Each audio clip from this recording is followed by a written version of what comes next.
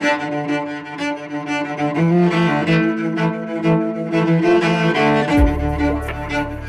everyone, I'm Jasmin Faulk Dickerson. Welcome to the podcast.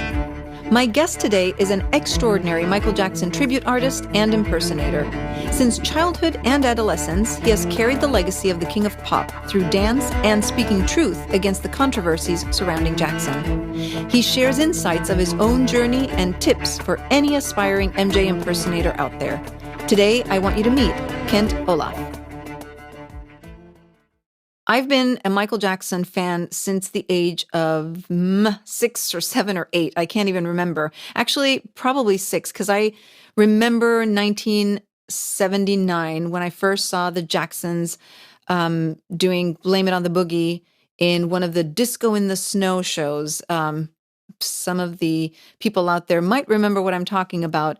But it was a really, really big time for disco in that era, which my mom was a big fan of. And that's how I got introduced to the Jacksons, the Jackson 5. And then, of course, Michael Jackson when he exploded on the scene with Off the Wall and later on with Thriller, which was the most captivating performance I've ever seen in my life. Since then, I've been a fan. I've followed every step and every move. I've danced and danced and danced. Michael Jackson literally kept me sane during a time in a childhood where I felt so restricted in my own ability to express myself, both artistically, emotionally, and socially for the most part.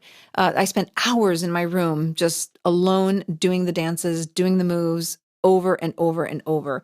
And so when I saw Kent Olaf on Instagram, there was just this immediate oh, I know exactly what this person is doing. I know what he feels. I know what he's going through. And I really wanted to talk to someone else that had the same kind of start from childhood with that same inspiration and that same commitment and devotion. Now, granted, Kent Olaf has taken it to a very high and professional level. I sort of remained in my own just private world, enjoying it with friends and family and doing the occasional performance, even into my 40s. But nothing like what Kent Olaf has put together. And today with social media, he's really able to share that incredible talent that he has. I've said it to him. I'll say it again. In my opinion, he is visually the most impeccably perfect Michael Jackson impersonator I've ever seen. And so this conversation was all nerding out and geeking out on everything Michael Jackson, but also the story of how people grow up to be inspired and what it is that they're looking for from when they're children, what it is that helps them commit to something and just go the extra mile to create and foster magic in the world and share what makes people happy and what unites us. So this conversation is definitely focused a lot around Michael Jackson, but the spirit and the essence of it is really about our humanity and the importance of sharing joy, especially in a time where there's so much fragility around our own vulnerabilities and our own insecurities. So I hope you get as much inspiration out of this conversation as I have, as much inspiration that Michael Jackson has aspired to give the world, and that you leave with a smile on your face and hopefully check out not just Michael Jackson and relive the magic of Michael Jackson again on YouTube or whatever channel you use, but also please check out Kent Olaf on all of your social medias because I think you will be blown away. Here is Kent Olaf.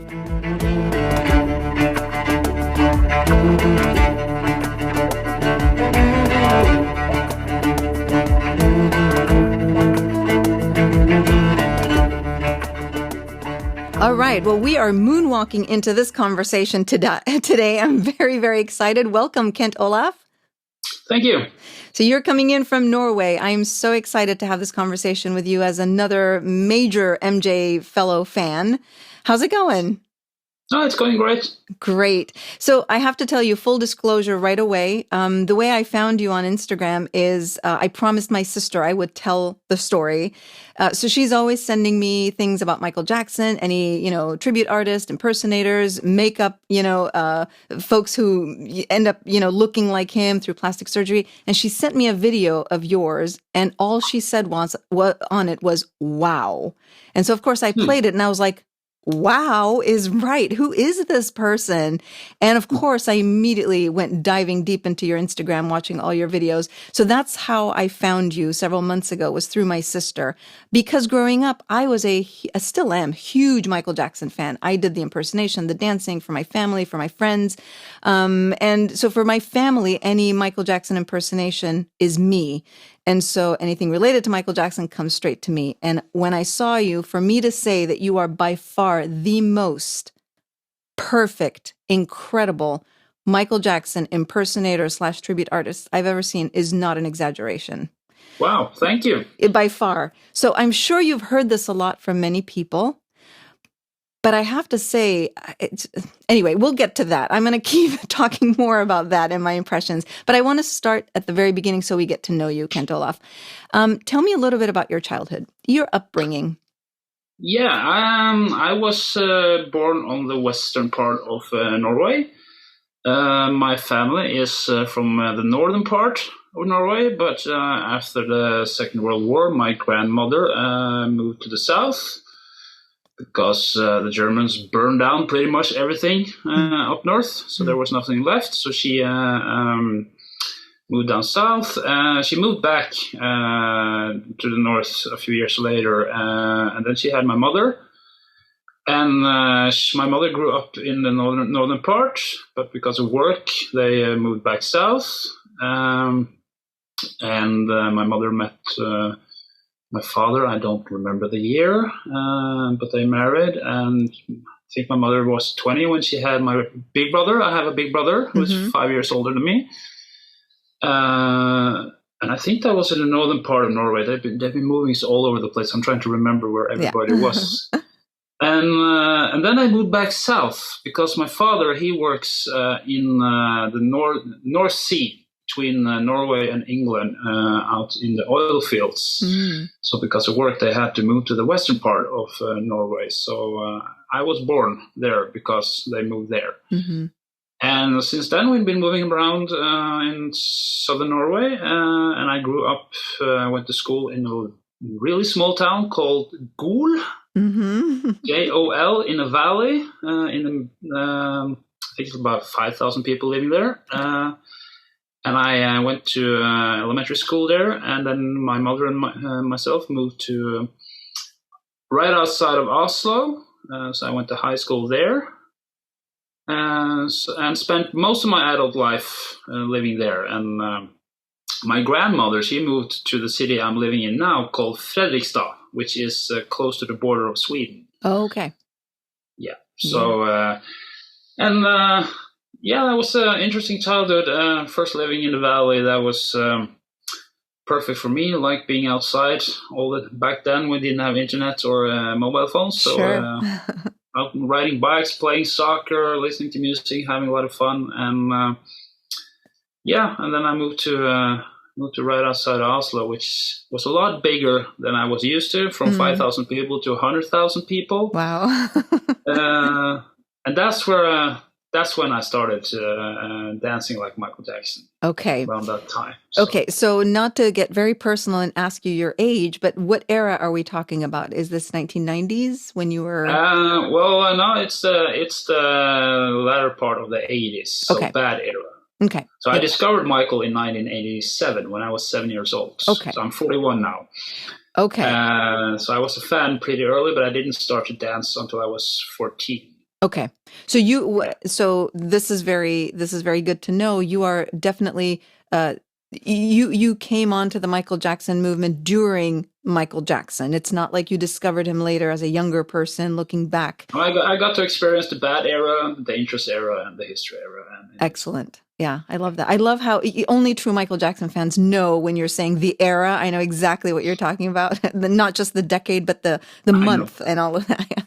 Fantastic. So you discovered Michael Jackson sometime when you were about 7 years old, and you didn't start dancing till about 7 years after that, in your teens. Yeah. But were you were you into dance before Michael Jackson, or was Michael Jackson? Not at all. Okay. Not at all. Okay. I was really shy when I was a kid, so dancing was pretty much out of the question. Wow.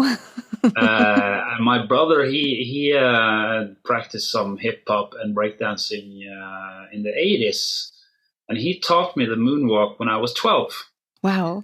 So I knew the moonwalk a couple of years before I started to dance, but I was really shy. So getting me to show something or move to the music, I mean, I would run. I would like dance for us, and I'm like, no. Wow, it's just so incredible. So at that time, when you were that age, what do you think was your actual like life aspiration? If it wasn't dance, what were you thinking of doing with your life? My goal was to be a professional soccer player. Okay. So still me and my brother, we had the same aspirations. So we played soccer every day, and we joined the team, and that was like, we wanted to be professional soccer players.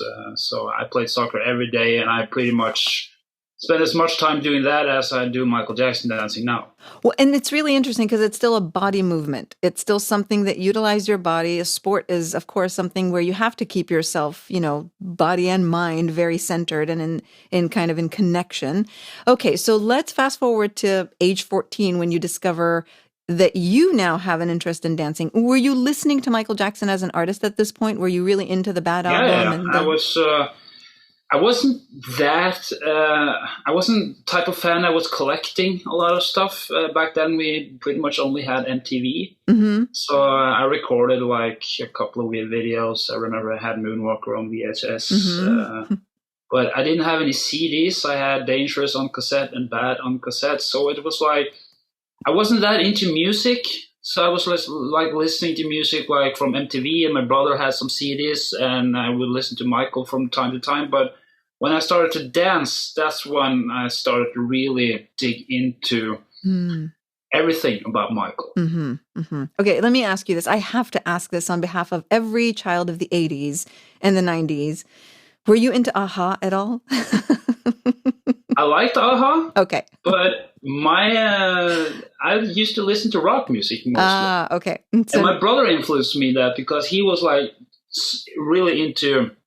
I'm trying to. What did we call that rock music in the 80s with the Kiss, Twisted Sister? Like metal music or hair bands? Glam. No, I'm trying to remember the name. It had a name, like Bon Jovi, those types of things. They were also called hair bands because they had a lot of hair. Yeah. The big hair metal. My brother, he was so into Twisted Sister, and they had this like logo. Yeah. This cross type of thing, and he was all over tagging this logo. So if I saw like a Twisted Sister logo, I was like, that's my brother. Oh, wow.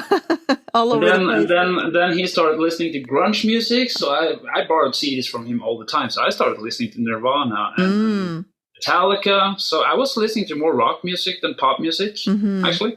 Yeah, that's so interesting. But then your path was led to the king of pop.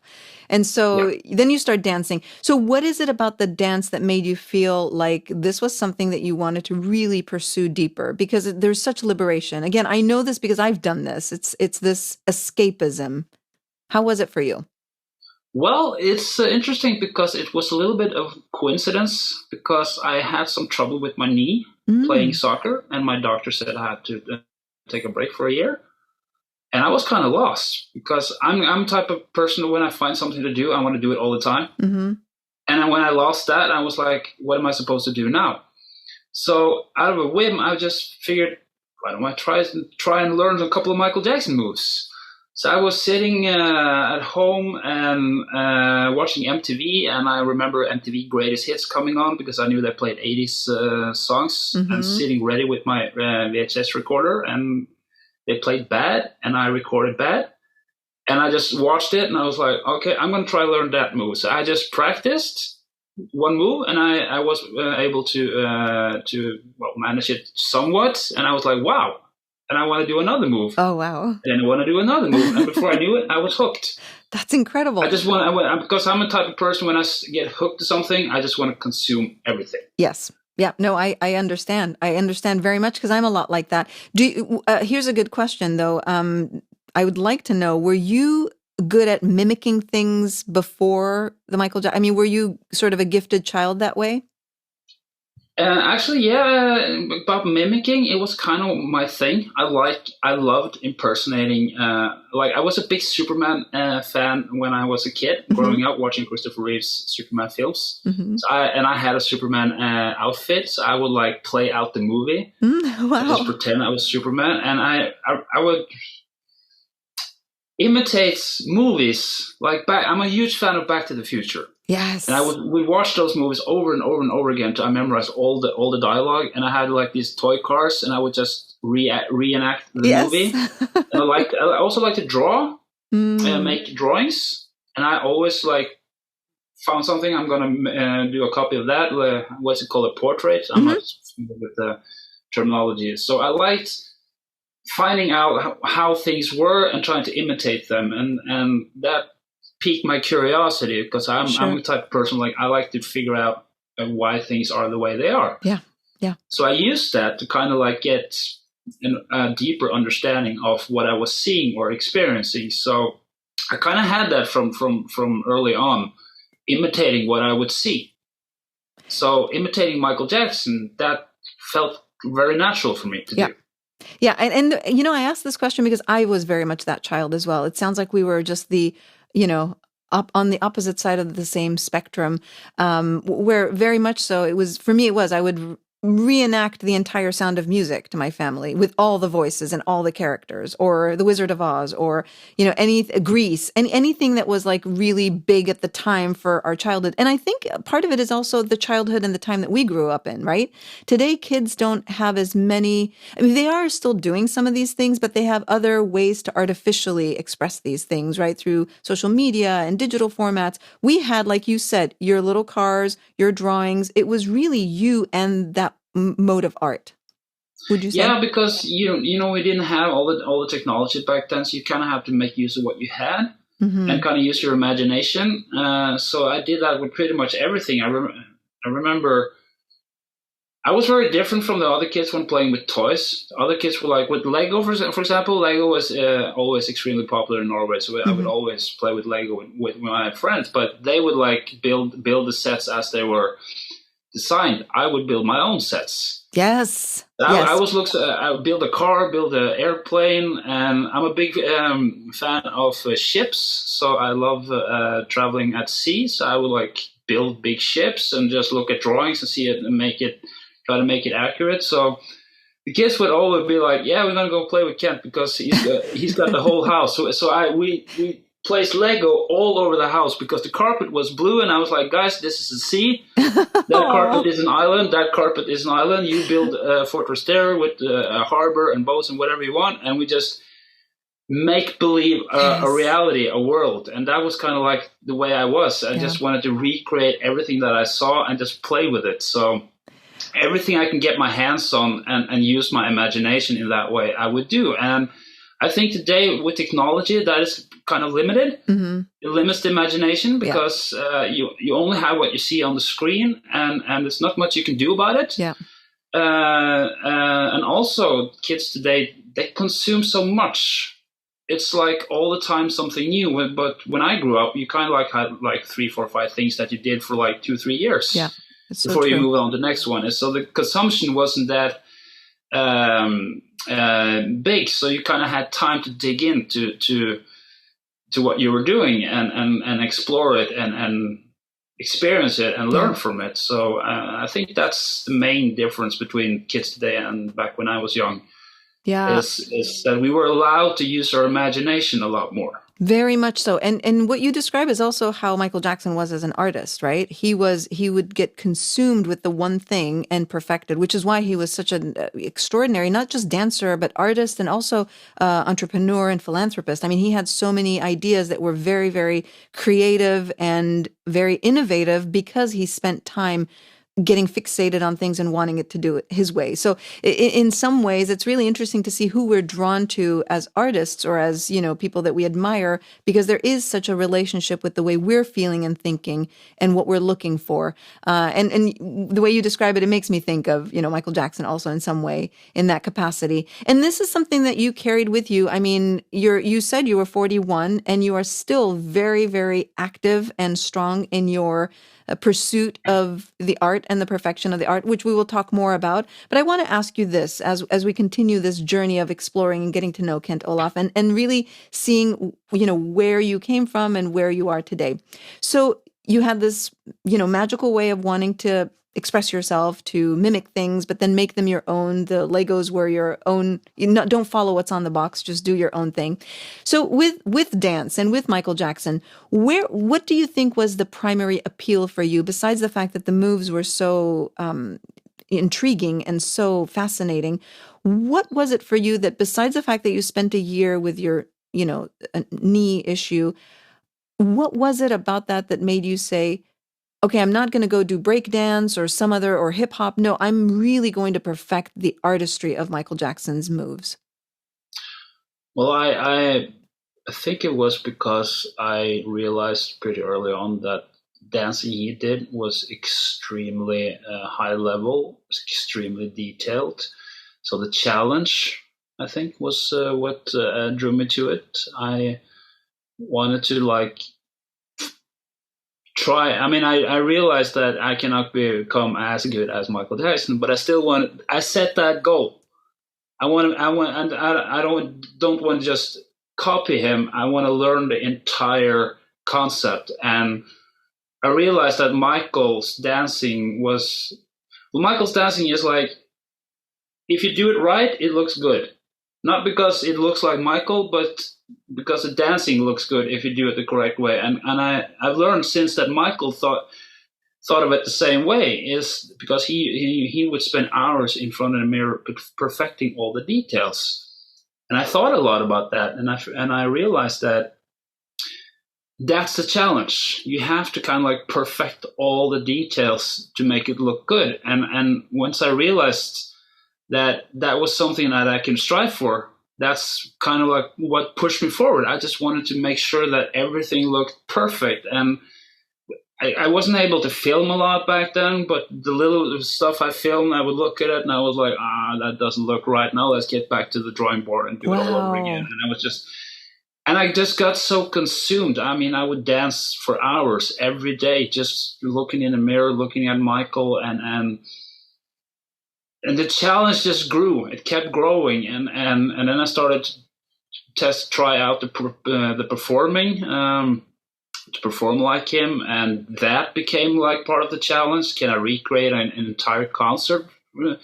Learn an entire concert, do the entire concert, and just make it look exactly like the original. And the challenge itself, that's because it's really challenging. I don't think there's any dance style that's more challenging than Michael. I agree. And I have to say, and I'm not just saying this just to be completely complimentary, I really mean it. I would not be talking to you if I didn't think this.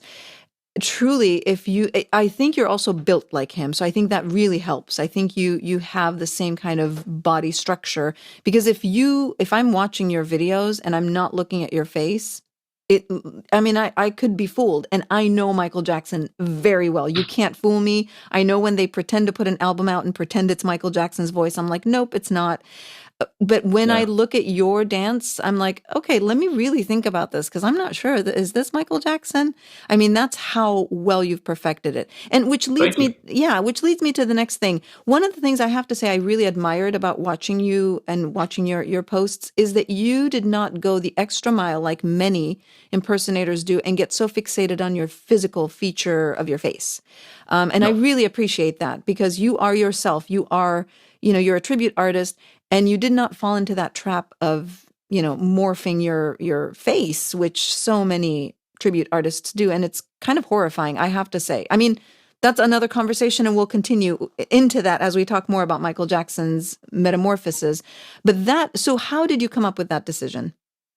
Well, back then I didn't really think about the appearance. I wanted to have costumes, but it was pretty much impossible to get costumes, and having them made by a tailor would cost too much. So I just used the clothes I had and just tried to make it wasn't about the looks, it was about the feel. Like, if I have a shirt, it should fit the way it should fit. If I have pants, it should fit the way it fits. I even remember I tried to recreate the History Tour armor, but I didn't have the armor. So I used leg protections you use when you play soccer. I had a lot of those. Yeah. And I had a lot of silver tape. And I put the silver tape on top, and I just hooked it onto my legs and arms, and just to experience how it would be dancing with all that on. But I was barely focused on the appearance part. But when I became a professional Michael Jackson impersonator, I realized that if I wanted to perform in front of an audience, then I have to kind of like look like Michael. So I did buy a wig. I did learn how to use the makeup, and then started getting costumes because I realized that the audience has an expectation. And so by looking a little bit like, I knew I couldn't be exactly like Michael because my facial features are very different from Michael. So it will be like something in between. Yes, but you didn't go and do plastic surgery, which is what a lot of these, you know, that's what I mean. A lot of these it's one thing when you're doing makeup because theatrics are all about makeup. But if and that's for a performance, makes perfect sense. I would expect to have you wearing a wig and doing some of the makeup, but it's the actual metamorphosis and transformation where people start to believe they are a version of Michael Jackson because it becomes such a big part of their identity, but you are living your normal life looking like Kent Olaf and yet still being able to jump into this role. I want to say one quick thing. When you were describing how you were making the costumes, you know, one of the things that I still today, when the occasional time I will, you know, bring out my Michael Jackson and do my couple of moves, is for me, one of the easiest outfits to pull off was his, you know, the black pants, the short black pants, and then the white shirt with the white undershirt, and then the black band on his arm. And you know how I do the black band on the arm, how I did it when I was a kid and I still do today? Socks. You cut the top of the sock and then you put it because it fits perfectly. So because it's snug. It sits. It sits perfectly. Yeah. So when you're describing how you're doing that, it really brought back memories. I love that. But now you have these incredible costumes because I see them on your social media. Do you special order them? Are they special made? There's a site called Michael Jackson Celebrity Clothing. They started up, I think it was in 2010. So I started buying from them. I have a couple of costumes that was tailor-made, but they're completely worn out now. I bought from them, and I got to know an impersonator from Germany in 2005 because I was in Holland on a really big Michael Jackson event called the European Jackson event. And this guy is one of the most incredible impersonators, in my opinion, because he has a really focus on the professional part.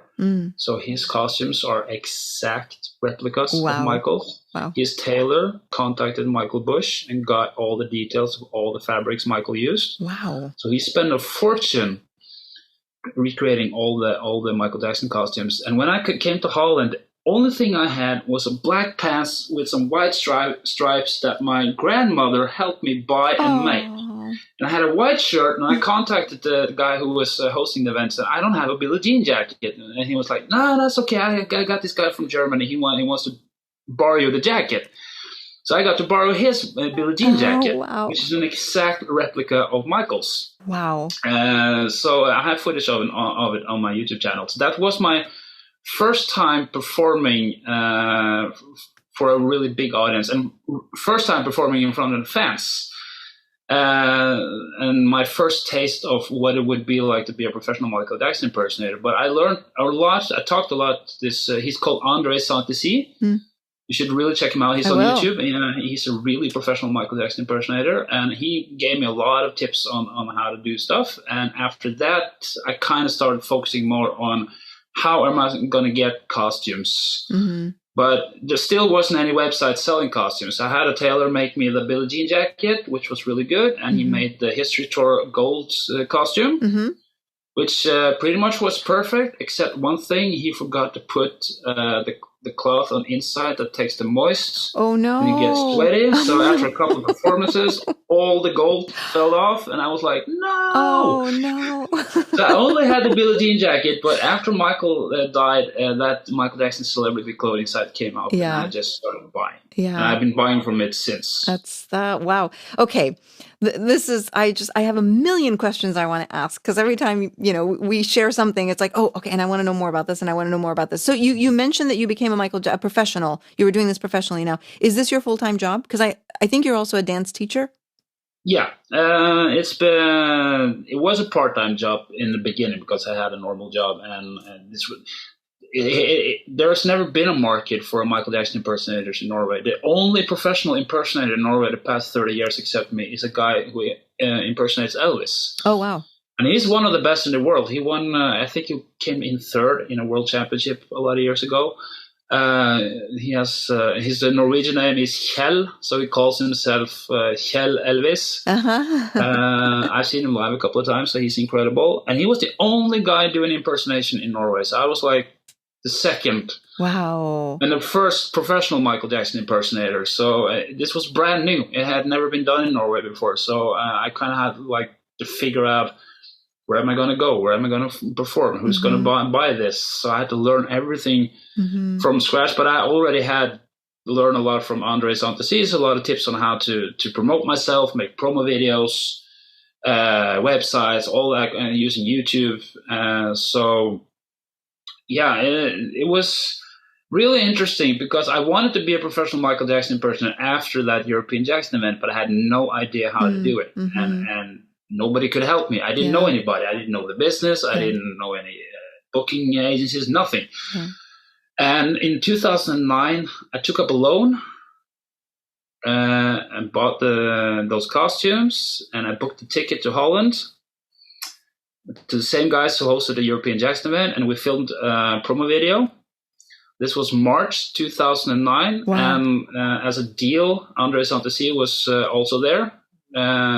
Shooting promo video. So the deal was that he got to borrow the camera that I paid for, and in return I could borrow his Blood on the Dance Floor jacket. Whoa. So I have a video on YouTube where I danced with a replica of the Blood on the Dance Floor jackets. And I spent a week in Holland, and this is the same week Michael announces This Is It.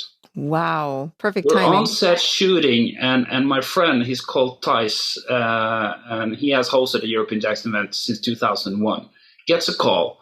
Michael's on his way to London. He's announcing his comeback, and everybody's like, what? so we just wrapped up the shooting, went back to my friend's house, went online, and there he was in London announcing This Is It, and we were like, holy shit, it's happening. It's happening. So at the same time Michael is announcing his comeback, I'm starting my professional impersonation process. And I remember I went home and I was like, wow, this is so cool. Then we bought tickets for This Is It. And I really didn't know what I was going to do, but my friend called me and said that Michael's team had contacted him because he has worked for Michael's team before. Not a lot of people know this, but he was responsible for leaking some of Michael's unreleased songs back in 2003. Oh, wow. He leaked Escape. Whoa.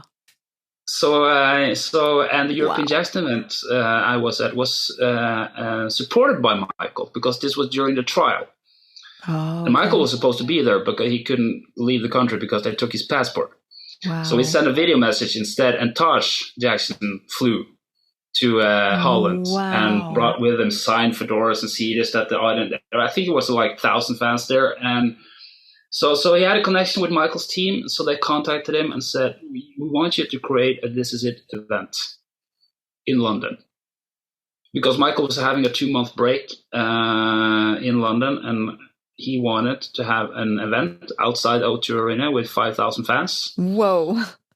And my friend said that I want you and Andre Santesis to perform. So at that time, in my head, I'm thinking my first really big gig is going to be the This Is It event. And I'm going to perform in front of Michael. Unbelievable. So I was preparing for that, plus going to London and seeing This Is It. Wow. And then June 25th happens. Yeah. And everything shatters. Wow. And I was like, I couldn't believe it. I was like, everything, he's gone. It's over. A friend of mine was like, he told me, it's over. Wow. It's over, Ken. And then he said something else. Now it's your turn. And I was like, interesting. But I didn't think about it because I was still in shock. I was like, I couldn't believe it. So a week went by, 2 weeks went by, and then my phone started ringing. Then everybody wanted a Michael Jackson tribute. Of course, of course. And then it just started rolling. And there was a new European Jackson event. It was the first birthday after Michael died. So I went back to Holland, did a performance there. And then I started collaborating with a guy in Norway, creating a tribute show that premiered in 2010. So we started doing that. So that was like became my first like big gig that I was doing on my own. So I contacted a couple of people I knew, you want to come and dance with me. So we started rehearsing. So that was like my first try and being a professional Michael Jackson impersonator. And from there on, it's just kept going. So you basically, you prepared until Michael Jackson died. And when he died, you kicked off, you launched off. I mean, it's tragic. Totally unexpected. I thought that performance in London would be like the launch. Yeah. Because I would be in front of Michael and his family and kids and 5,000 fans. And I was like, and my friend Thijs, he has worked with every big impersonators. He had worked with Navi, Casanova, Ernest Valentino, Andre Santisi. He know all of them. And he was like, I want you and Andre. Yeah. So that was like a big deal for me that he chose me. I was like, thank you. That's incredible. What a testament. I will say this, though. True impersonators become really huge after the artist is no longer there because the fans want a piece of it. So even if, you had continued to be an impersonator and Michael Jackson had continued to, live on, it never would be at the level that it is once they pass because the opportunities are just very different and they're more about you and what you bring, the feeling that you bring to the fans. Would you say? Of course. And nothing would have happened in Norway if he had stayed alive. Yeah, exactly. Because there was no market for it. The market came to life when he died. Yeah. So let's talk about his death. I remember exactly where I was. I was in Florida when he passed away. And I remember my phone started exploding because everyone that I knew, people that I hadn't talked to in years since my childhood, were just calling me like, oh my gosh, you're the first person I thought of. And it was a shock. It was very, very, very shocking and devastating. And I'm not one that usually... the only other time I cried when a celebrity died was when Princess Diana died, because that was, as a feminist, that was just very, very shocking and upsetting and disturbing. And then when Michael Jackson died, where were you? Like, people talk about where were you when JFK died, in American culture. Where were you? With a very good friend of mine. We were in Oslo Fjord driving around in his little boat. It was a hot summer day. And then the phone rings. A friend of mine who was a big Michael Jackson fan and who I have danced with a lot called me and said, Michael's in the hospital. And me and him were supposed to go to London. So we were talking pretty much every day, looked like, wow, we're going to see Michael Jackson. And he called, Michael is in hospital. And I was like, what the hell's going on? Yeah. And the first thing he said, he had a heart attack. I think that was some of the first things that was said on the news. Yeah. And I just told my friend, we got to go straight to shore and go to your place. So we just full speed went straight up to his apartment, turned on the news, and that was the exact time Michael was arriving at the hospital when we turned on the TV. So we were just sitting there, and then suddenly Jermaine comes out and Michael Jackson has died. And I remember my friend's reaction. He's dead? Yeah. And I didn't speak. I was just numb. Yeah, total shock. And then I told him I got to go. So I went back to my own apartment and I sat in front of the TV 18 hours straight, watching the news and just, I don't know, it was so surreal. Yeah. I didn't even notice time passing. Yeah. After 18 hours, I was like, almost 2 days in front of the TV. Mm-hmm. Yeah. So, and I was in shock a week. Yeah. I think it was this on July 7th when they had that memorial. Mm-hmm. That's when I kind of realized what had happened because that's when the emotions came. Yeah, and that tribute was beautiful. Yeah, that's when I started to cry for the first time. Yeah. When I saw that. And for you, I mean, now that we know the story, for you, the added kind of sadness was that you were coming so close to this dream of actually making a connection with him. So for you, more than just losing him was shattered. It was, yes, of course, this, one artist that you really looked up to and has been such a big inspiration in your life. But now your chance of being able to ever meet him or, spend time with him and share the passion of the art is now taken away from you. So that must have been really hard. Yeah, but at the time I didn't think about that because I lost the most important thing that I ever had in my entire life. That's even if I never met him, he was the most important person that I had. I was so mad that his final part of his life was ruined by all of the controversy. Yeah, let's talk about that. I was just waiting for his comeback, and when I knew he was coming back, I was like so happy that he was still able and willing to do what he wanted to do, and that was everything. That mattered more to me than doing the Michael Jackson impersonating thing. So seeing him in London and waiting for a new album and just knowing that he was okay and wanted to do this. Yeah. And when that was gone, that was all I could think of. So the impersonating stuff kind of like fell into place in my mind a few months later. It's like August, September. I kind of like could focus more on that part. Yeah. But until then, I was just, my mind was just constantly, he's gone. It's over. It's not like my entire life. I know Michael Jackson. Yeah.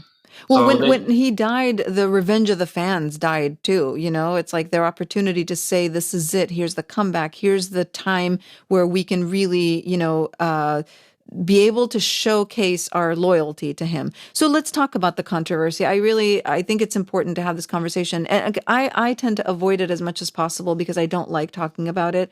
Like you, Michael Jackson was such an important person in my life. He saved my childhood. I grew up in a very oppressed society. And so he was the only thing that kept me holding on to hope and passion and dreams and just believing in myself. And so I really, I did not want to be roped in and involved in all of that. How would you say your own response, both personally and publicly, socially, how did you handle all the stuff that kept coming up about him? Well, when it began in 93, I was 13 years old. First, I was in disbelief because I was like, "What?" I couldn't. I'm a kind of guy who understands people, who gets people. So if somebody is someone who does something bad, I will pick up on it. And I kind of like, even though I don't meet people, I can like know what kind of person they are. So I just couldn't believe that he was that kind of person, but I couldn't do anything about it because we didn't have internet. It was pretty much, and in Norway, you kind of will have like 2-3 channels that weren't talking about it. So I couldn't get any information. So I kind of just left it. Yeah. Didn't think about it. But then in 94, I saw a documentary on a Norwegian TV channel. And then I saw that phone call with Evan Chandler. And that's when I knew it was bullshit.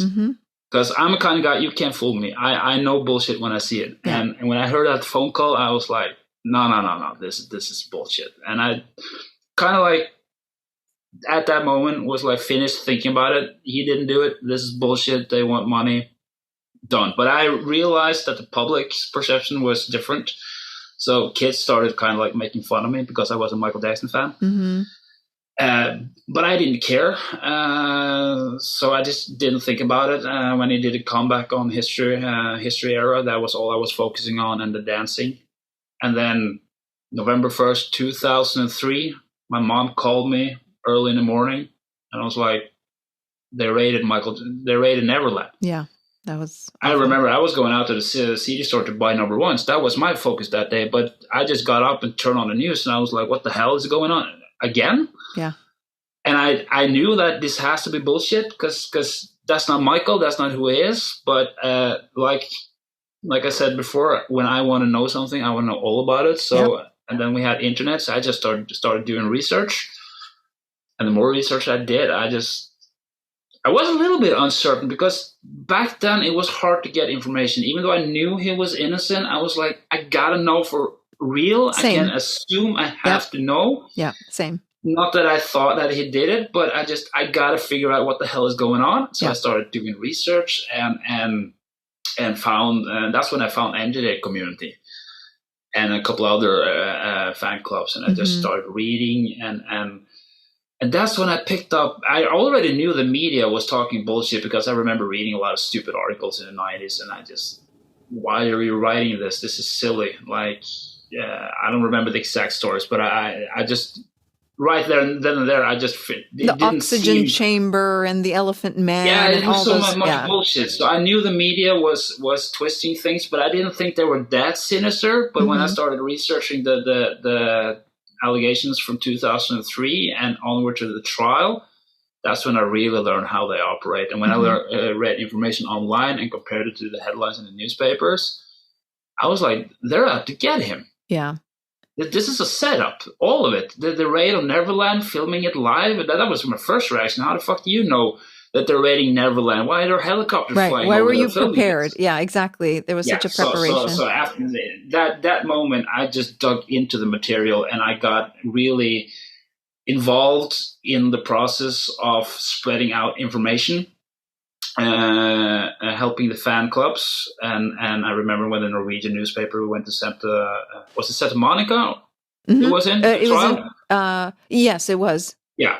And I read the headlines and I read the court documents because they were released every day because it was an open trial. I knew that you can read everything that went on in the courtroom, and I could see that they were twisting everything. So I contacted that journalist.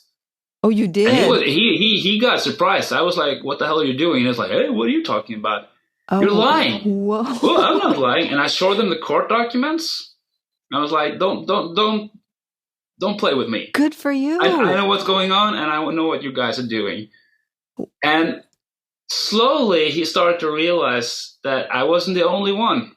Everybody could read the court documents. So he started changing the headlines. He didn't change the main headlines, but he started including what the defense was doing, like in small portions. So I got him to kind of report the trial as it happened. And I met him after the trial, and he thanked me. No way. This is incredible. He explained to me what was happening. What was happening was that the big news channels, they were in the courtroom picking up on the accusations, all the controversy type of things, and then they ran, like Tom Esro explained, they ran out and just reported what Gavin Arisa was saying, what Tom Snedden was saying, and the smaller news outlets like the Norwegian one didn't realize this. They didn't have access to all the information, so they were just reporting what CNN was reporting, what BBC was reporting. Yeah.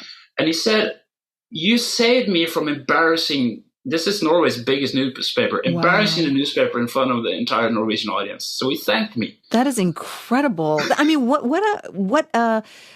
the word I'm looking for is what loyalty you showed to not just Michael Jackson, but to the fans, because this is a very, very critical moment. And these are documents that will stay in history forever. And you were able to just go in there. I mean, bravo, kudos to you. Thank you for doing that. That's incredible. And this was a time that was really delicate for fans, I think, because like you, there were moments where I was like, oh, what if this is real? What if this is true? You know, I'm a mother and this is something that and I'm a mother of boys, and it's something I would have really struggled with. And in the moments of like frustration and worry and fear that this could be true, I think the conclusion I drew, and again, we all have to believe what we believe, right? Based on our research or based on our gut. But I think there is no question that Michael Jackson was eccentric and had some very, very bizarre and strange ways of being in the world because of his life and his childhood. We can't deny that. He said it many times. Did it reach the point of just cruelty and horror on his part? That's where my heart says absolutely not. It just does not make sense to me that someone like him that did all the good that he did in the world can also be so sly and so disgusting. Would you say? That's part of the reason why I figured out it was bullshit is because I already understood Michael. Because in many ways, me and him are the same.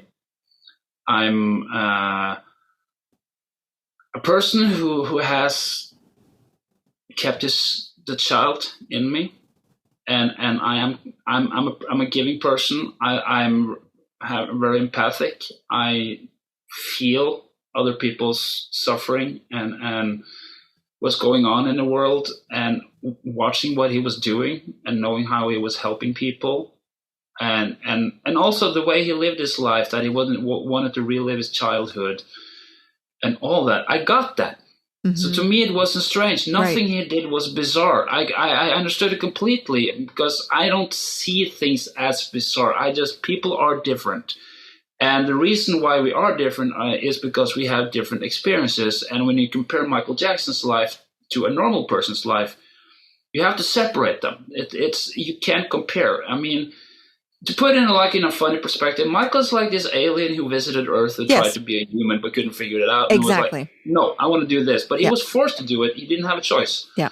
So you can't blame him for being who he was. I don't see it as eccentric. I see it as a guy who became an adult and really smart, really perceptive, really talented, but kept the child in him. So because he realized that if you want to be happy, you have to kind of keep that innocence. Once you let that go, that's kind of like you kind of lose a part of yourself. I agree. I 100% agree with what you said, as far as like how he was and how he wanted to live life and how he wanted to have fun like a child. I think for me, where I really struggled with the eccentricity was how much he changed his face and his appearance. The skin disease, that's a whole other thing. I'm not concerned about that as much as I really, it broke my heart as someone that had a crush on him and how beautiful he was when he was younger. That's where I struggled. I will not lie about that, because I tried so hard to pretend that, he doesn't look that different. He doesn't look that different. But if I look at his face in, 2009 and then look at his face in 1983, and age is one thing, but this is not age we're talking about here. That's, I think, where I struggled the most, was seeing how tragic his discontent with himself, his body dysmorphia, was so severe that it came across as that. And that's, I think, where most people's drive to criticize him and find so many things to pick on him stems from, because we're so visual as human beings. If we see something that we can't understand and don't want to dive into the psychology of it, we'll find a million reasons and excuses to criticize it. So how do you resonate with that aspect of his metamorphosis? For me, I pretty much didn't care how it looked. I don't judge people by how they look at all, and I didn't care what Michael was or was not doing to his face. I knew why his skin became lighter, because it said so in the Oprah interview that he had vitiligo.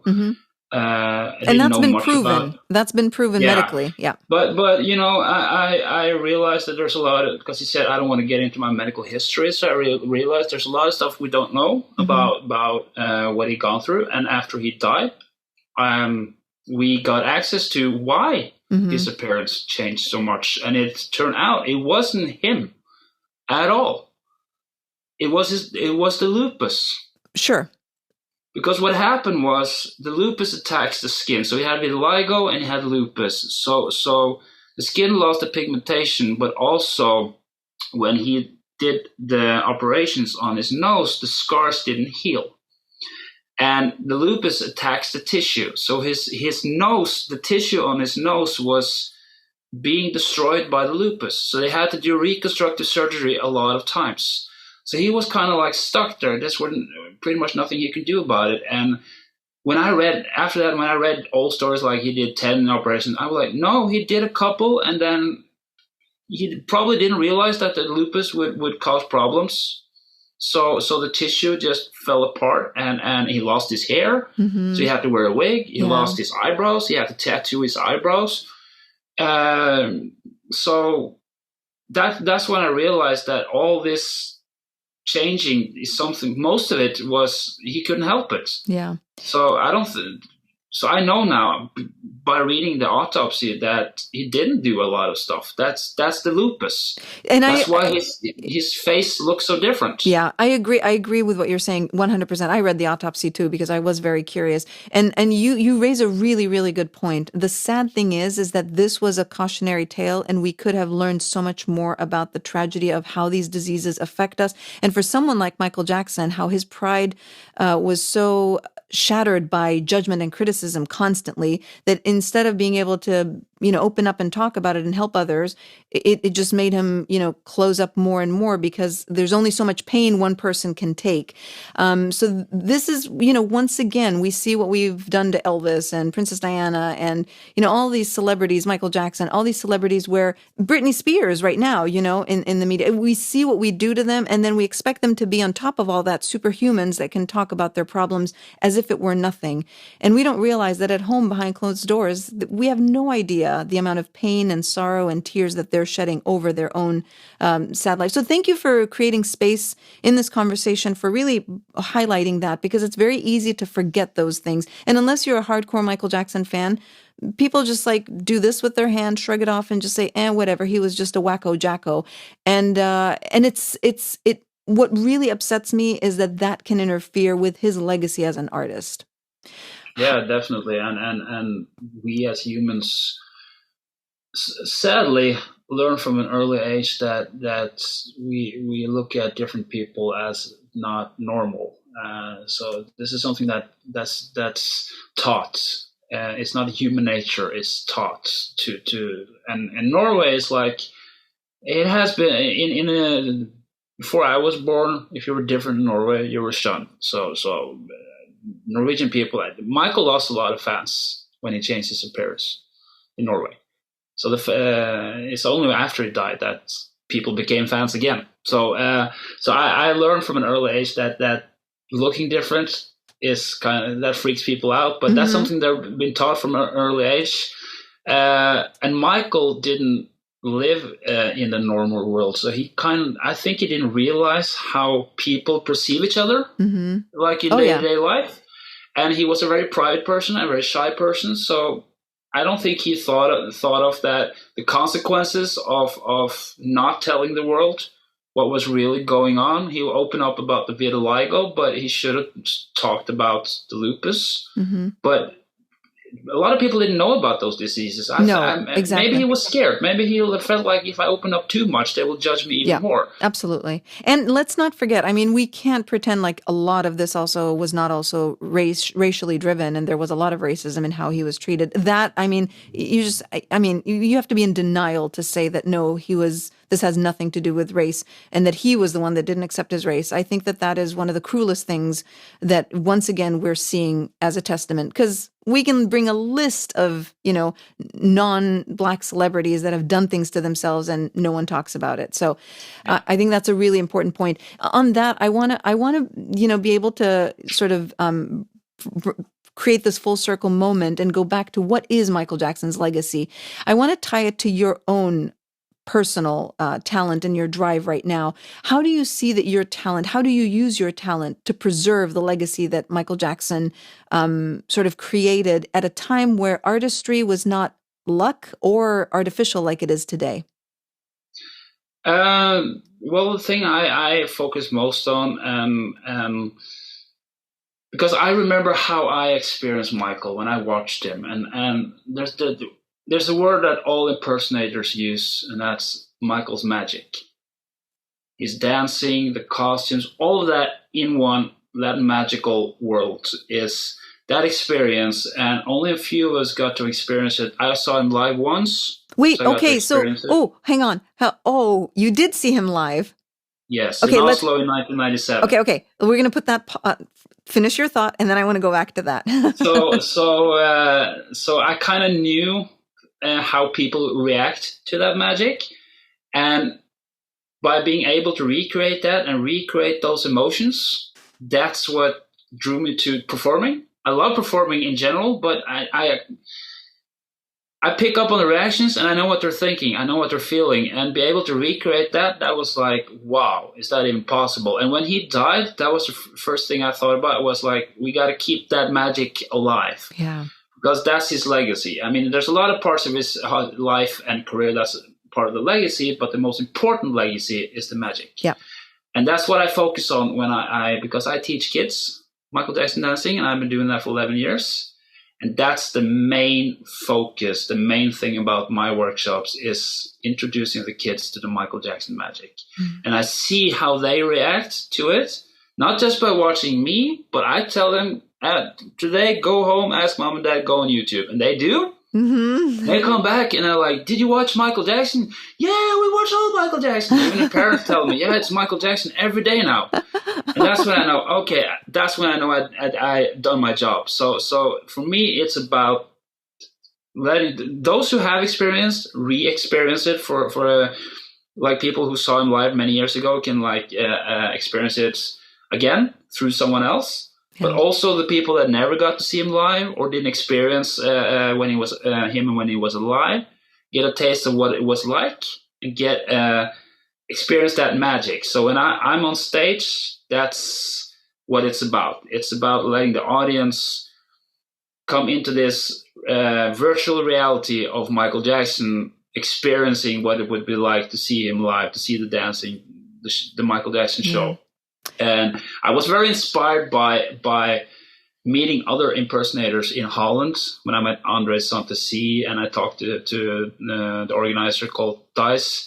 They were also the magic of Michael Jackson, the magic of Michael Jackson. So they kind of like inspired me to focus on that part. So every time I perform, I have really focus on including as much as I can the elements that creates the magic, like the Billie Jean spotlight, wind machine, silhouettes, and all those stuff, and the dancing, and just I know how it's supposed to look like. I know how it's supposed to feel. I've studied it so many times. I know how the Billie Jean performance feels like. Yeah.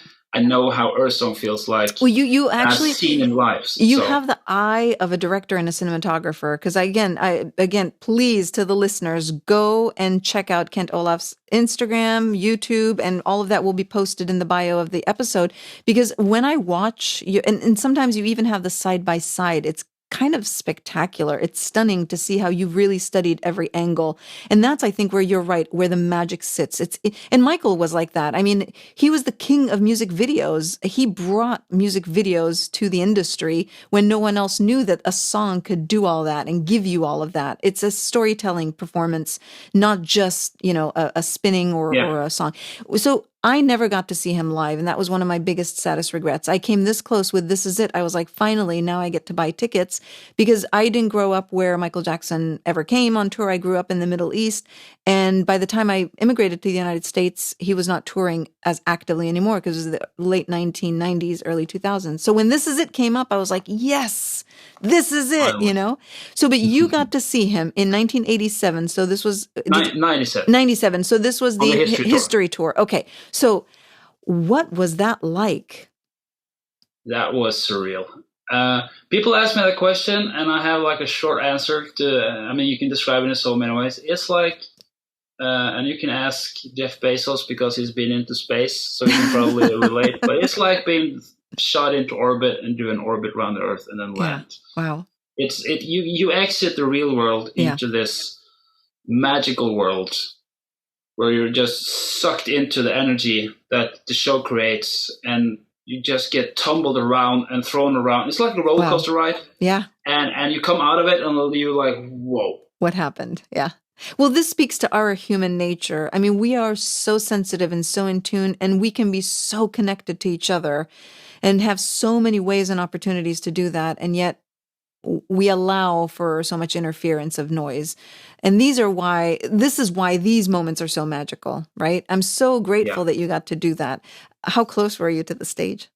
I think it was about 15 meters. I made a huge mistake because I was there early, and when we started running, I had the opportunity to get into the front, but I ended up on the side because there was a fence separating 30,000 people and then the people in the front to prevent people getting crushed. Sure.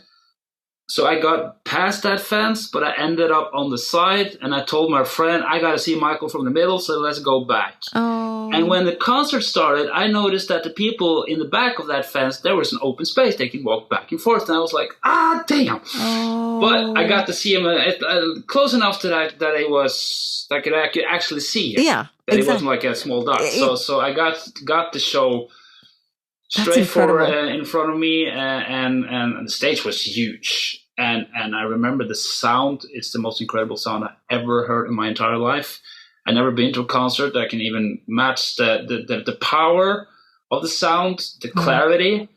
Because I read about it, he had like 400 speakers and they were pumping out 400,000 watts and it was crystal clear sound and it was surround. Yeah. And when the bass hit, I mean, there was concrete floor. But when the bass hits, it's like, here's your feet and it's like a fist punching you. So that's when I realized what Michael was talking about, feeling the music. Yeah.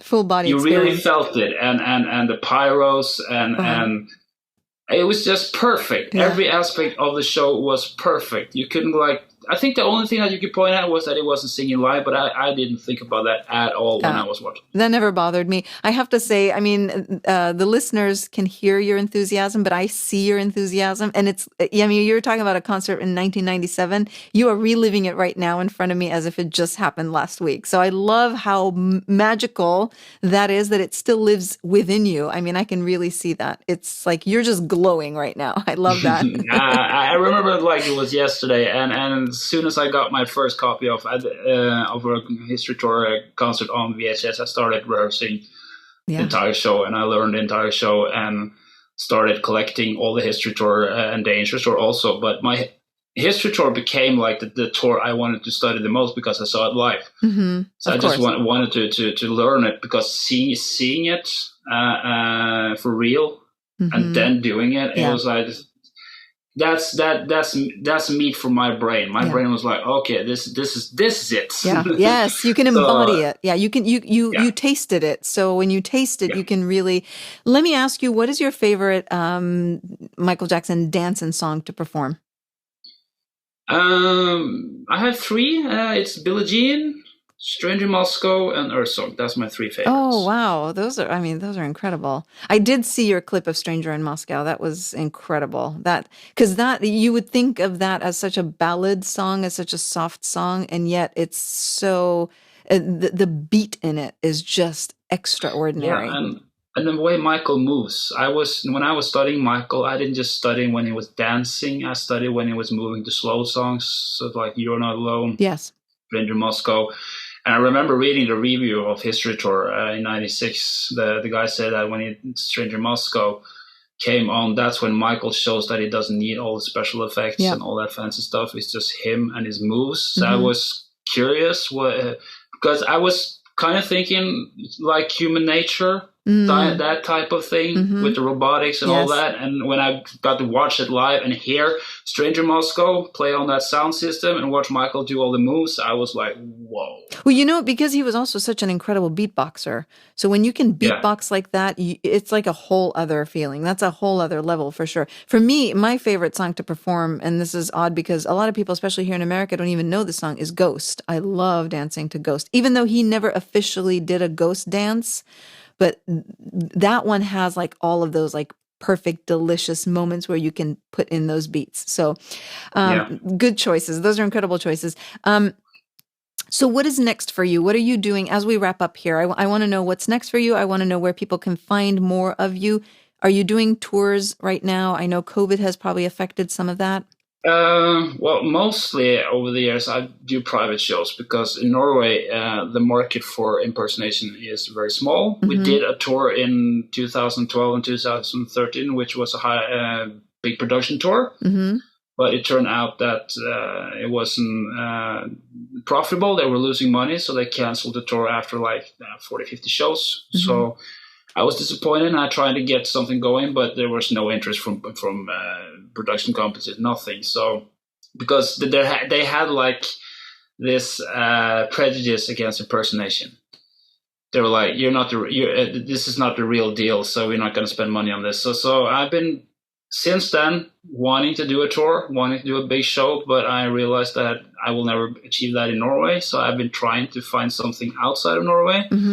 I haven't succeeded yet. That's one of the reasons why I joined Norway's Got Talent, because I wanted to get my stuff on the mainstream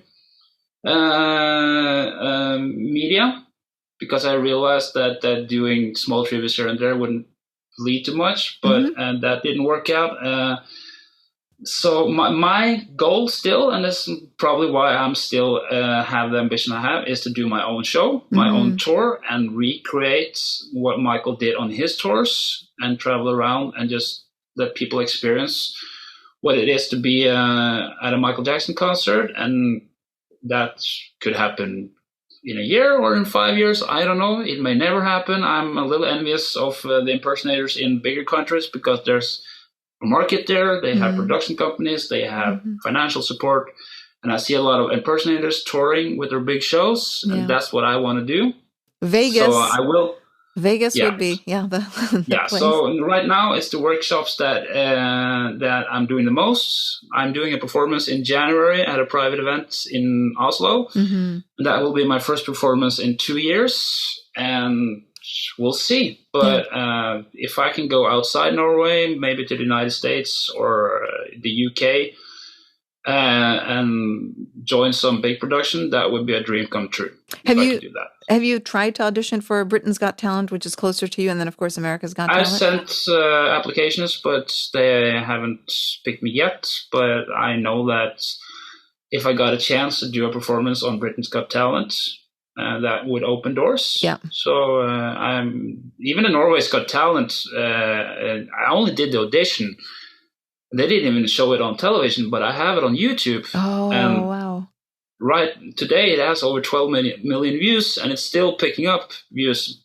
The funny thing is, I wasn't shown on television. I didn't get past the second round, but my audition is the most viewed of Norway's Got Talent of all of them. Even the winners for the past 10 years. Are you serious? And it's still going. It's I think the second place has like 4 or 5 million views or something, and they don't get any views anymore because they're like 4, 5, 6, 7 years old videos.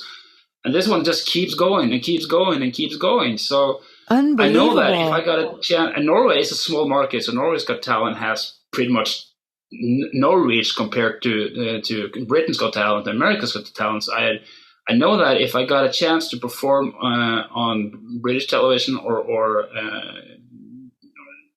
America's Got Talent or something like that, that would open doors. And I think that's when the ball is going to start rolling. So even though I'm 41 years old, I have people asking me, hey, how long are you going to do this? I'm like, I don't care.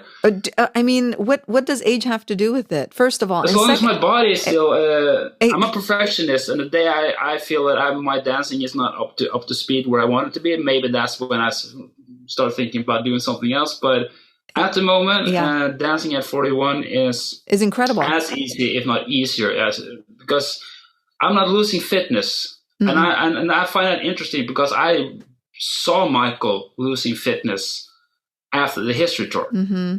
I realized that he was, and I learned after from reading about his health, but also from Omer Body. You know that Norwegian guy who is a friend of his, Omer? Omer Body. He lived with Michael from 96 to 2003 in Netherlands. He's a close friend to his kids. Oh, okay. There was even a rumor a few years ago that it was Michael's son, but it's not. I know exactly. Sorry. Yes, Omar. I think you heard of it. Yes. I know who you're talking about. He was interviewed on Norwegian television, and they asked him, "Does Michael work out?" And he was like, "No." Oh, yeah. He just dances. Yeah. And I realized after I turned 35 that I had to step up my workouts because when you're my age, if I take a 2-month break now... you feel it. Yeah. So and my advantage is I don't drive a car. I ride my bicycle and I walk. Yeah.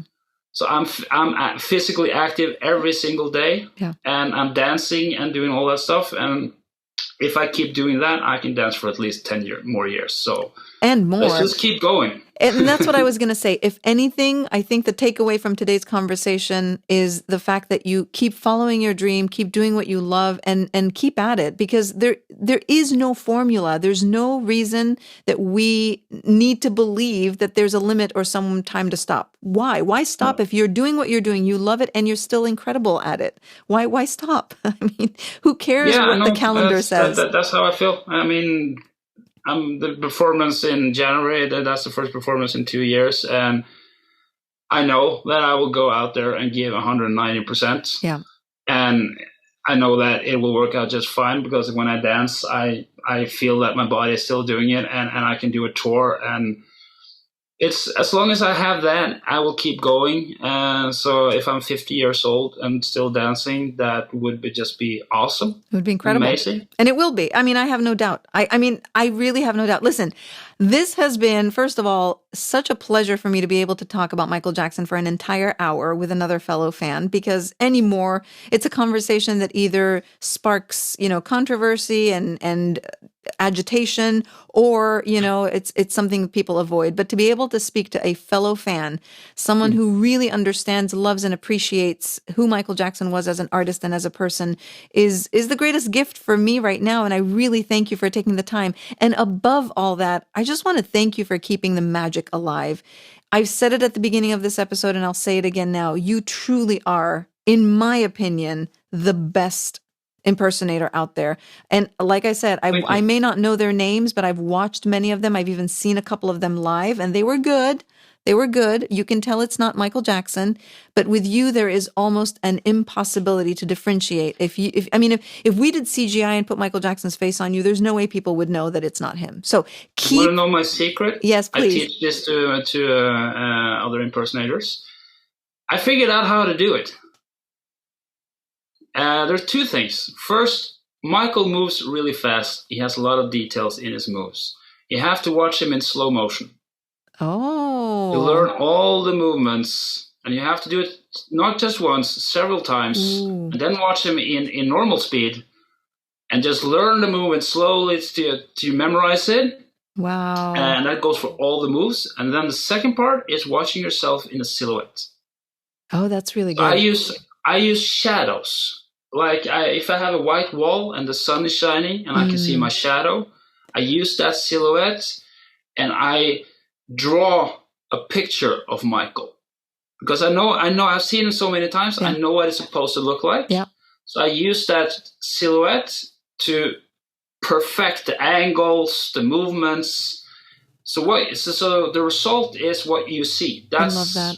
What I was aiming for, because I figured out really early on that this is how because I've seen a lot of impersonators when they dance, and I know why it's so difficult, because if you watch Michael in normal speed, you catch like 50% of That's the details. True.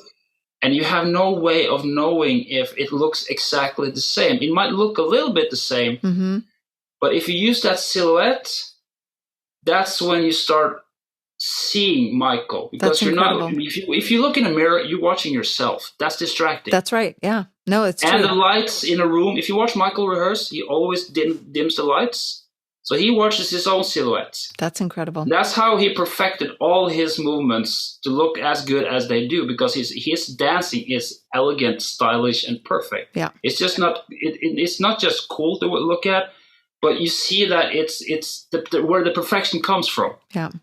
And slow motion, that slow motion is an incredible key as well for any dancer, but especially for dances that you want to really... I teach that to other impersonators. They ask me, how do you do it? And I tell them to do it that way. And the feedback is it works. So everybody can do this. It's very, very true. It's just like art right now. People are learning how to do art, sketches. You can do the same if you slow. That, what a tip. Thank you. Hey, as soon as I revive my own dancing again, it's been a while, but that's something to think about. Kent, Olaf, this was wonderful. So I want to wrap up our conversation with something I do with all of my guests, which is just for fun. To end it, I like to do like a speed round, rapid fire question. So I'm going to ask you 10 questions. Just give me the first answer that comes to mind. Yours is going to be unique because it's a first for me. It's all Michael Jackson. All the other ones are generic questions, but no, I want to focus with you on Michael Jackson. So let's do this. First answer that comes to mind. Beat It or Billie Jean? Billie Jean. Favorite Michael Jackson album? History. Music videos or live performances? Live performances. Moonwalk or the gravity tilt in Smooth Criminal? Moonwalk. Favorite Michael Jackson outfit? The History Tour gold costume with the armor. Oh, nice. The hat or the glove? The hat. Michael Jackson in the 70s, the 80s, or the 90s? 90s. Favorite tour? Not necessarily that you attended, just your favorite tour? History. The Wiz or Moonwalker? Moonwalker. My last question has nothing to do with Michael Jackson, but I ask it to all my guests, so I have to ask it to you. Pineapple on pizza, yes or no? No. Thank you. Spoken like a true European. This was such great fun, Kent Olaf. Thank you so much. I look forward to the day that you are touring the world and coming to the United States, or when we are in Norway, you never know. I would love to see you perform live. Thank you so much for keeping the King's magic alive. And not just that, but for just showing up so authentically in the world. I think your magic, your own authentic magic is shining through. So keep it up. Thank you so much. Thank you.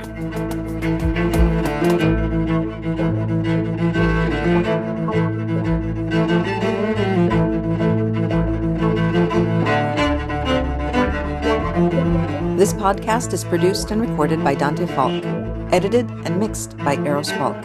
Original music by Dante and Eros Faulk. Recorded in Olympia, Washington at Casa Nostra Studios. Visit the website jasminfaulkdickerson.com. Ciao for now.